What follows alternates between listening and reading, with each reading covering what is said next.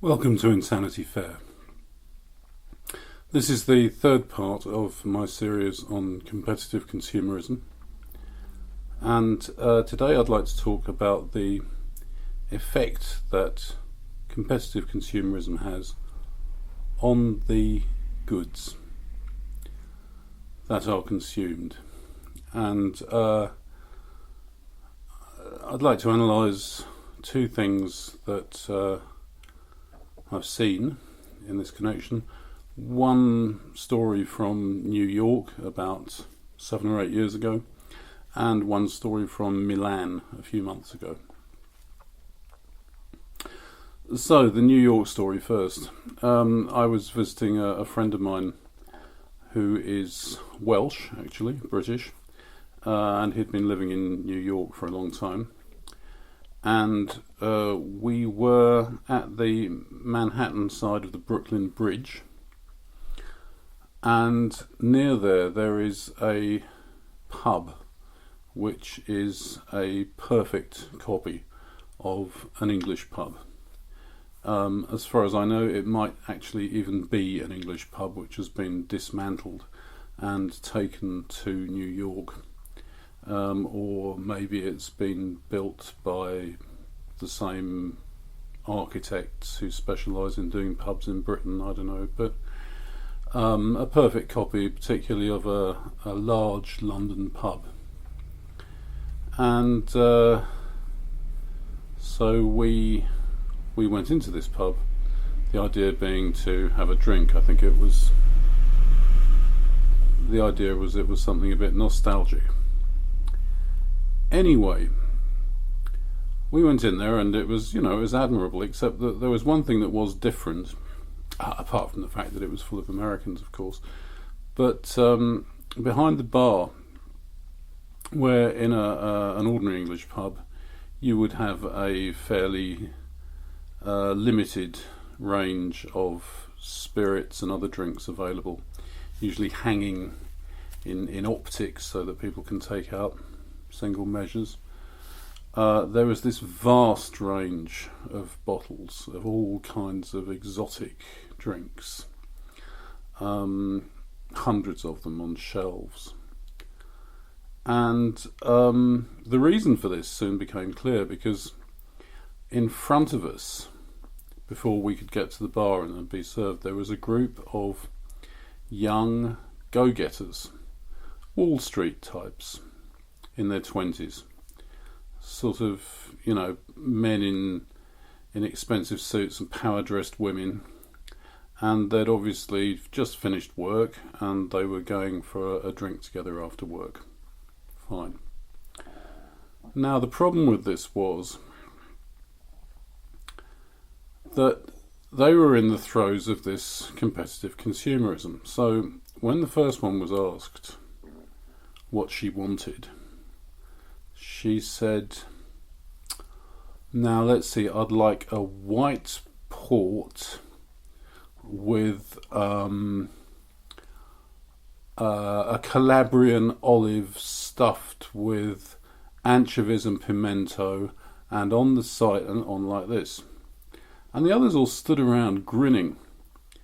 And then the barman was used to this, and he went away proudly and produced exactly what she wanted. The next one wanted something equally exotic and ridiculous, and the next one, and the next one. So it took them ages to get served. But the thing is, they were performing to each other to show what great consumers they were. And it's exactly what I've been talking about. It's competitive consumerism, trying to outdo each other in wanting the fanciest possible drink. Now, the setting actually means that you can make a direct comparison, because in exactly such a pub in London, there would be exactly the same people, the young city workers going out for a drink after work, and this wouldn't happen at all, or hardly at all, because the men would just drink pints of beer, and the system is that the beer that you get depends on the brewery that owns the pub. And so if you So that, there's a very limited choice. There are other beers available, imported beers. Some people prefer to drink those, but it's not a big deal. The only area where there is that competitive consumerism creeping in is in the wine, because there is wine snobbery a little bit, and so in pubs you can sometimes get that, but it's on nothing like this scale. So you see that in order to facilitate the competitive consumerism, you need to have this variety. You need to have a lot of different possibilities of basically the same thing, so that instead of having one glass of beer, you've got 100 different things that you could possibly choose. Now, that might seem an idiosyncratic example, but I think if we go on to my example from Milan, you'll see that it's actually completely mainstream. A few months ago, I was in Milan with my wife and daughter, and my daughter, 14 years old, is interested in buying clothes, as 14-year-old girls are. And so I said, here you are, look, here's 200 euros. Go and buy yourself some Italian clothes. Because Milan is, a world capital of fashion. The headquarters of Benetton are there, for example, and anyway. I was kind of prepared for this. I'm not very interested in going around clothes shops, but I thought, well, here we are, Milan. We went around some clothes shops. But she couldn't bring herself to spend the money, because proper Italian clothes are, yes, very expensive. And instead, what she wanted to do was to go to H&M and Banana Republic and places like that. And so we found ourselves gravitating towards, the street that exists now in every European city, every large city, the main shopping street, where all of these god-awful palaces of sweatshop consumerism are located. And so one after another, you've got these vast places with concrete and glass, and their prices and their special offers and their logos, and that's where she wanted to go. I went in. I hadn't been in one of these places for years, but I could see it. The clothes cost a fraction of what the equivalent clothes would cost if they were handmade in Europe. They're made by teenage girls in Bangladesh and China and the Philippines. They're made of the cheapest possible fabrics, and there's this same huge variety.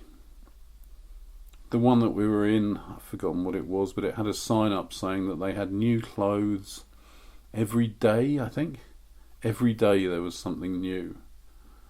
And the clothes are all very similar, similar. I mean, you'd have, say, lots of T-shirts, and they would all have something different printed on them. So, to that extent, they're different, and sort of different colours. But pretty much the same. After a while, I couldn't stand it anymore, and I said, I will see you outside. So I went and stood outside, watching the stream of people. And after a while, I began to sort of empathise with what was happening and what they were doing.